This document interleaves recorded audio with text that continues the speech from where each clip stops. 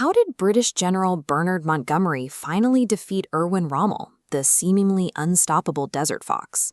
For years, Rommel dominated North Africa with high-speed, wide-flanking maneuvers across the open desert.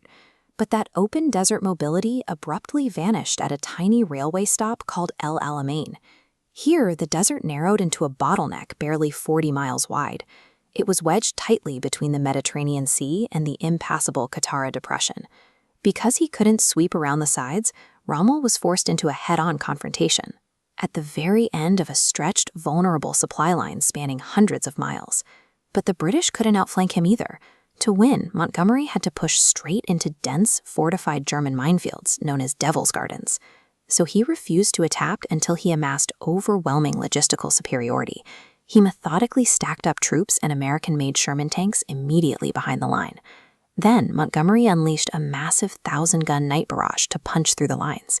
It forced a brutal, grinding battle of attrition that Rommel lacked the fuel to survive. And that narrow 40-mile strip of unforgiving Egyptian sand ultimately became the inescapable trap that broke the Afrika Korps and triggered a full-access retreat.